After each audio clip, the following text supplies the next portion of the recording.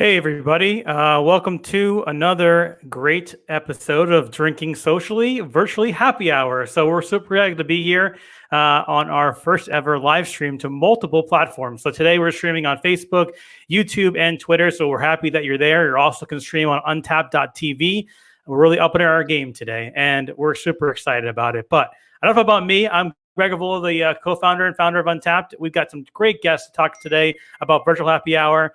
First up, we have my good old friend, Corey. Corey, say hello. Hey, Greg. Thanks for having me on. Hey, everyone. Glad you can make it. Yeah, Corey's a part of our enterprise team. Tell us a little bit about what you do, Corey, on the team, and a little about BrewBuds.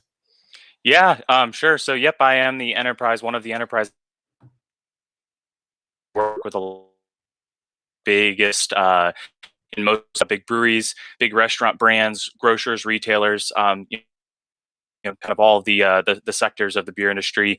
And then BrewBuds is just something personally, my wife and I actually started a kind of a personal brand of ours, just being big fans of the industry. We're big travelers. So we thought one day when we were just roaming around, hey, why not brand ourselves? Why not do something down the road that we can, potentially have as an avenue for, working for ourselves. Awesome. Very cool. Also, we have Becca as well. And Becca is one of the producers of the Drinking Socially podcast, which I'm sure all of you guys are subscribed and listening to. If you're not, you guys are dead to me. I'm just kidding. So Becca, say hello. Welcome to the show. Hi, everyone. And you're dead to me, too, if you don't listen. So. Awesome. Well, we're super excited to have you guys all on today. We're, again, streaming on all 3 different platforms today, YouTube, Twitter, and Facebook, wherever you'd like, but also the untappd.com/TV is a great way to look at that as well. Obviously, we're super excited to talk about all the things with the new stuff that we're doing with untappd.com/TV. But the most important thing that we must do with every Drinking Socially and Virtual Happy Hour is to drink some lovely beers. So first, I'll talk about some of the beer that I'm having today. Again, trying to keep it local to the Connecticut where I am. This is Dogs and Boats from a brewery from Beard Brewing Company in Stonington, Connecticut. I've had this before, so it's not a unique find, but this is an amazing double IPA. Super juicy. What are you drinking, Corey?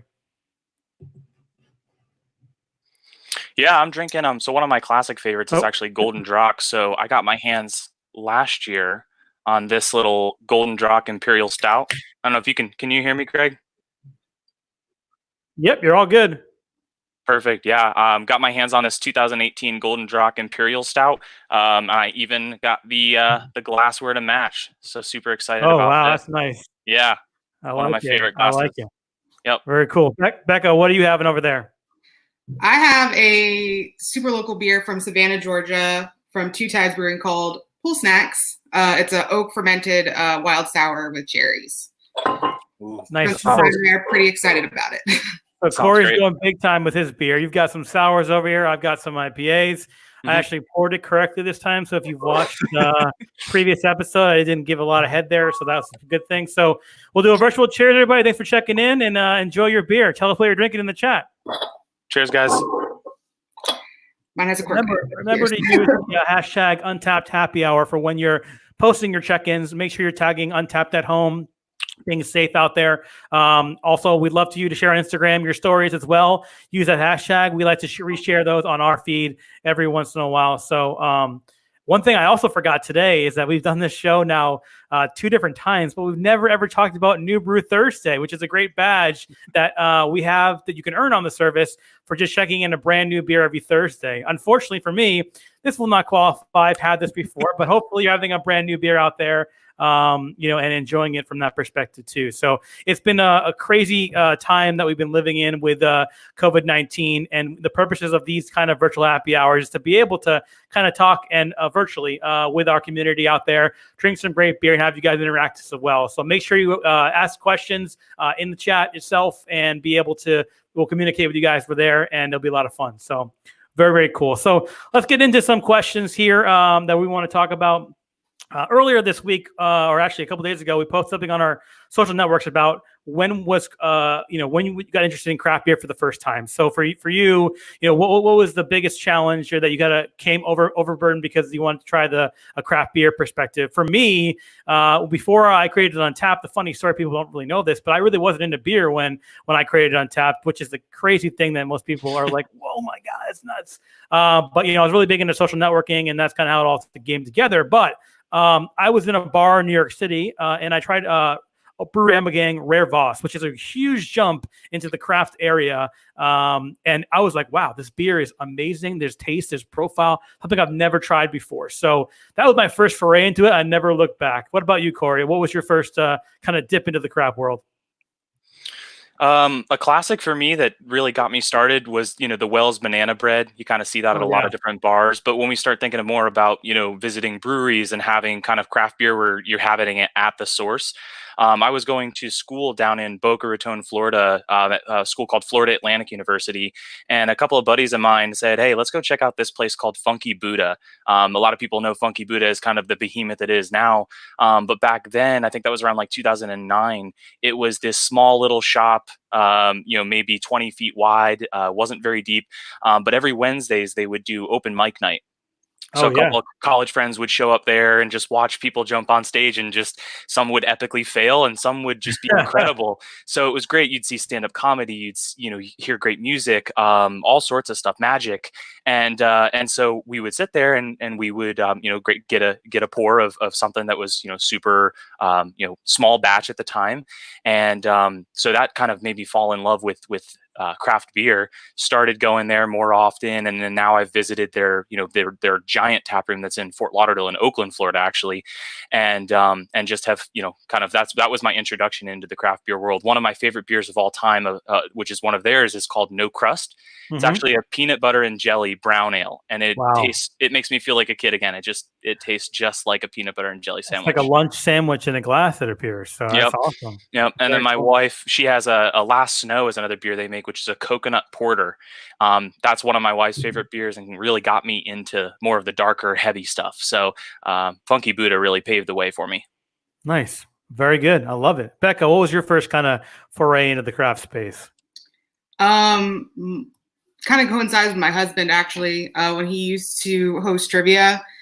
We were really the craftiest we got was maybe every once in a while trying like Purple Haze, which seems to be a lot of people's starter beer going through Twitter today. Great beer. It's pretty high up there. But we were drinking lots of Blue Moon, I guess, as far as craft goes. And his friend saw him drinking that, and he was like, "They were like, what are you doing? Have you ever been to Trogs? We're from Central Pennsylvania." And he was like, "No." And really, once that started, and he went on his first trip to the brewery, and he was like, "This is amazing. We're going." And we did that, and kind of from there, it escalated. I spent a little summer in Chicago where I got to try a lot of different things and volunteer at some beer fests.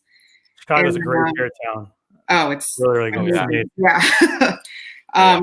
Go to real microbreweries out there in Lake County called Lake Bluff, which is a really good brewery.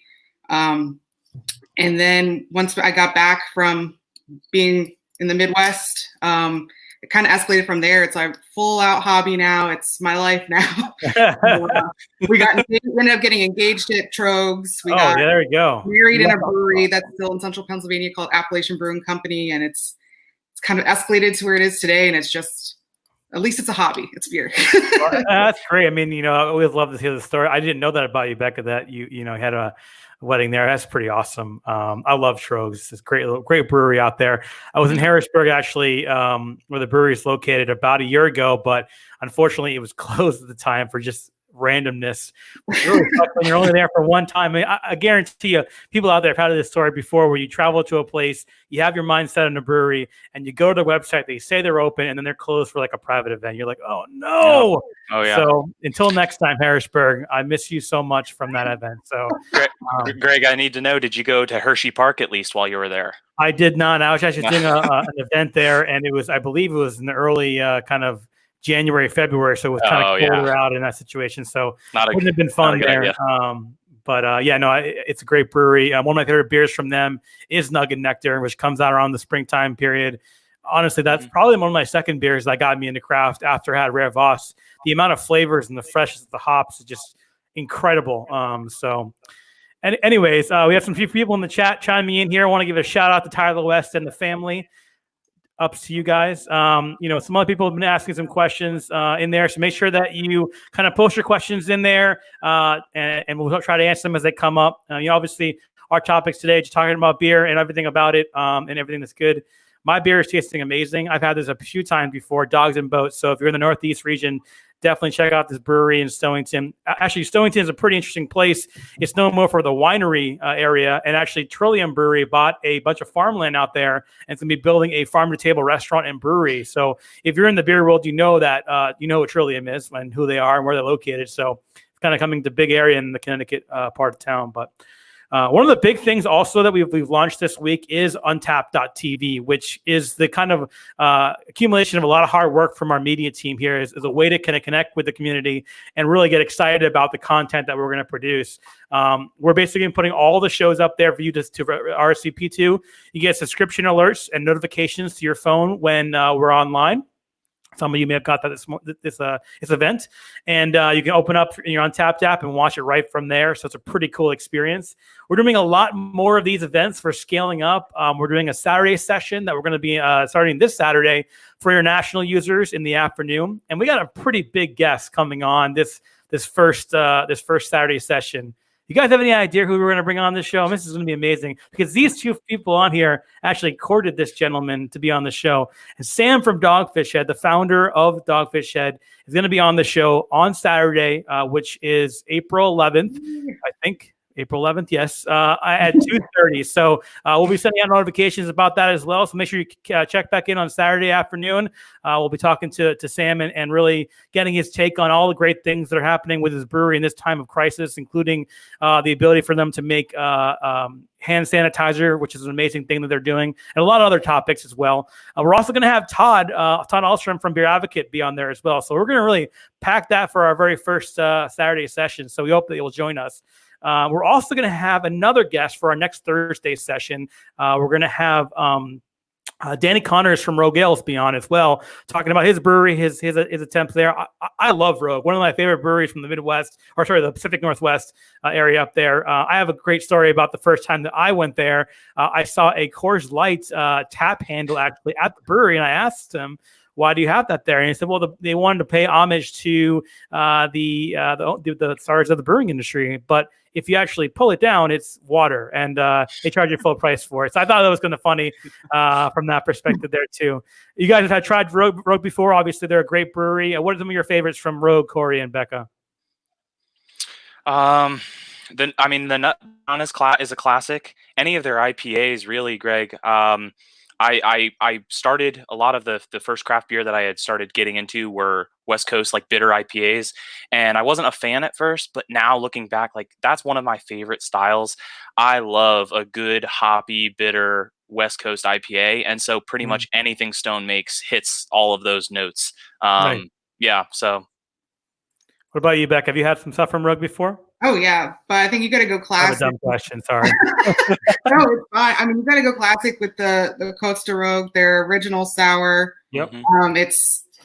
You really can't beat it. It's still thinking about today. It doesn't really compare to other sours. It's the one. So yeah.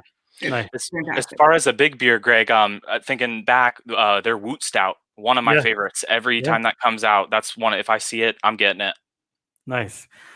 So we have some questions that are asked in the chat. We want to answer those now. Rick Willis asked, when you started as a bootstrap, what was the inspiration? For me, as I told earlier, when we started Untappd, I wasn't really into beer, but I was really big into Foursquare, which is our biggest inspiration for the platform itself. So we felt that people were checking into locations, but not actually telling us what they were doing there. So that ultimately led to an industry that was inherently social, but not really social from a real-time web perspective. And then you can kind of tie the dots there, and that's kind of where Untappd was born. Ryan G said, I got married in Mystic, Connecticut. Great little place, Mystic Aquarium. Great little place. Stonington's fantastic area. Sean said that he'd like to see Untappd take happy hour on the road when we can all travel. Absolutely want to do something like that. But the best thing for us now is do these virtually to kind of flatten that curve and be socially responsible with those things there. But we want to take it on the road. We love communicating with you guys, having events. Our 7-city tour stuff that we did last year was a blast. I know, Corey, you got a chance to go on a couple of those in Denver and GABF. It was a real cool, amazing thing.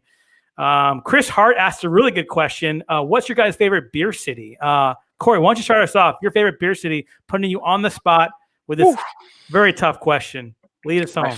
There's so many good ones. I mean, there really is. I'm going to go ahead and nod my, Wilmington's great. That's where I live now. That's where Untappd is based. For a smaller town, it's just fantastic. But I'm just going to nod my previous hometown where I just moved from, Pittsburgh, Pennsylvania.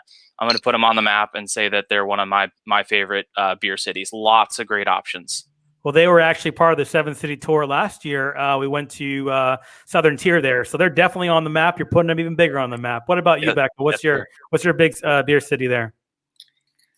For me, I spent a lot of time in Georgia over the last 5 years, but I think Atlanta is a huge, huge beer city. I think sometimes people can miss it, but it has so many breweries. We were there a couple of years ago, and it just keeps growing.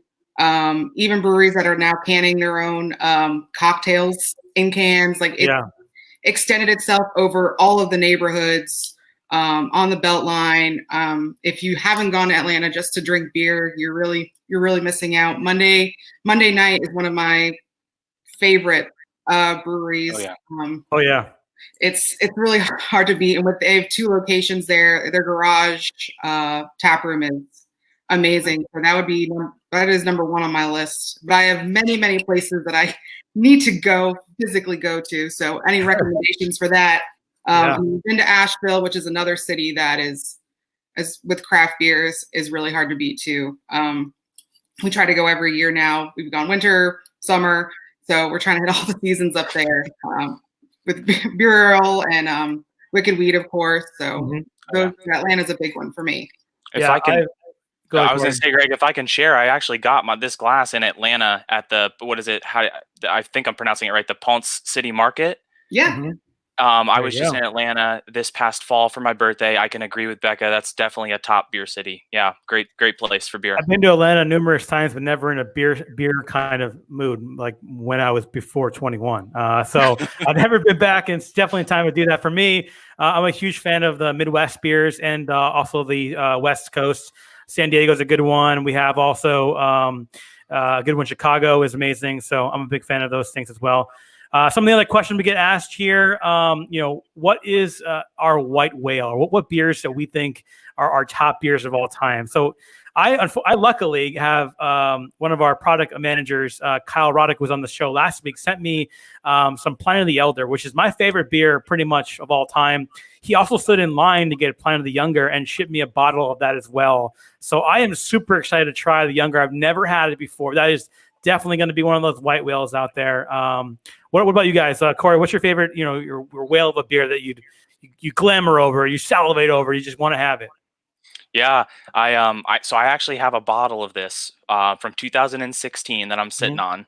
My wife and I said the day I become a dad, the day we become parents is when we're going to open it. Mephistopheles Stout by Avery Brewing is my favorite beer. Nice. My wife and I, we for a while we were taking yearly trips out to Colorado, out to Breckenridge, and every year we'd fly into Denver. We'd go straight to Boulder, check out Avery, and go to Oscar Blues. It was just like clockwork. Unfortunately, they announced that they're going to no longer be making a Mephistopheles Stout. So that then, you got to hoard that thing up. Since I had that bottle, I said, you know what, that needs to be saved for a real special day. So that's a big beer. It's almost 15% ABV. So it's a real big beer, but it's just a beautiful, beautiful, big, heavy, smoky stout. Yep. It's funny you said that because I actually had a bottle of Utopias from Sam Adams that we opened up when my son was born. It was a 2012 and my son was born in 2016. Ooh. So it still could have used some more time. Those beers itself need more time to mellow out that alcohol on there. What about you, Becca? What's one of your white whales that you definitely enjoy? There's a brewery that I follow from Texas called Turning Point. I don't know, maybe it's their social media or their beers just always look amazing. And they also do a lot of their names based off of fandoms and shows that I watch, like Parks and Rec or something. But they have one that they put out during Christmas time that's called Electric Sex, and it's the leg from the Christmas Story. Oh yes, Nice. so good. Like a chocolate imperial stout. That is one that I am still trying to get to. I constantly still see posts about it because they're putting it out now again. So one of these days I'll get my hands on that. I've yet to go to Texas for beers, but that is the one I'm in search for right now. That's awesome. Oh.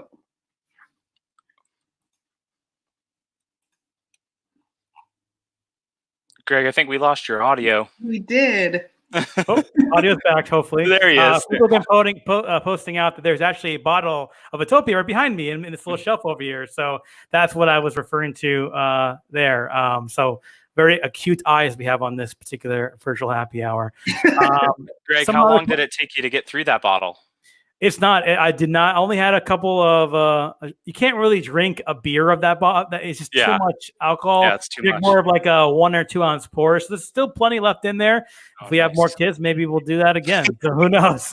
But Ian says, Greg, loving your new microphone. Thank you, Ian. Really appreciate that. Gary has asked, what's the strongest beer you've tried? And that would definitely be the strongest beer I've tried. I don't even know the alcohol percentage on that, but it was incredibly strong. I'm not a huge hard alcohol drinker myself. My choice of beverage is more on the IPA side, Kolsch, Pilsner. So I don't technically like a lot of the barrel-aged things. That's not really my foray. But for me, that was definitely the strongest beer I had. What about you, Corey?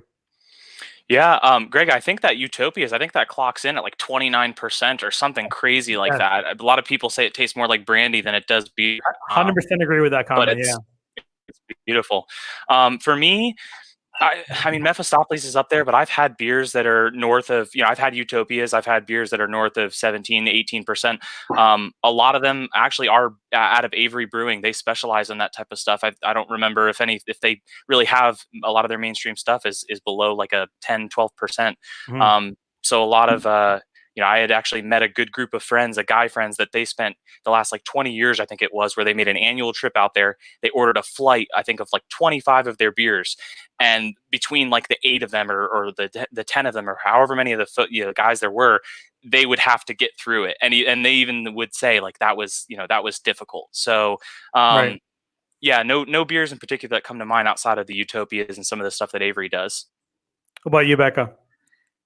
There's one that I believe Dogfish had put out a few years ago for an anniversary, and unfortunately the name escapes me right now, but I believe it was it was pretty high. It was in the mid 20s, I believe, percentage wise. But you could just taste this. It was strong. Let's say that. Yeah, most of these beers that are high alcohol. I mean, personally, for me, I'm not sure how you guys feel, but they teeter on the edge of what a beer is to me. So most of it's incredibly strong, unless you age it over a period of time where the alcohol kind of diffuses itself. But for the most part, you could argue either way. Is this really a beer I'm drinking right now? To be honest with you, I find that beautiful, Greg. As someone that enjoys a little bit of whiskey from time to time, especially sitting out. I'm from a small town, so I like to be out by the fire from time to time. So I do. I agree with you that it's not always appropriate to have beers that are 10+%, but there's certain moments when you're hanging out with friends just to open up a nice heavy beer and share it and just kind of let loose. And that beer that I was talking about, I just told it's called Higher Math. That's what I forgot. There you go. Right. Higher Math by Dogfish Head. Have it. But I say my favorite, like heavy, like on the higher side, would be a 120 from Dogfish Head. If you that's a good pick, Becca. That's a good pick. Yeah. 120 is really good, actually. Even with the percentage being so high, I feel like it really is a drinkable beer, which maybe we'll talk to Sam on Saturday at 2:30 about that stuff. You missed it. We are going to be showing a special sessionable Saturday sessions, we're calling these things, with Sam, the founder of Dogfish Head, on Saturday at 2:30. So make sure to go to untappd.com/TV to subscribe for updates and check back in our live streams to check out that interview.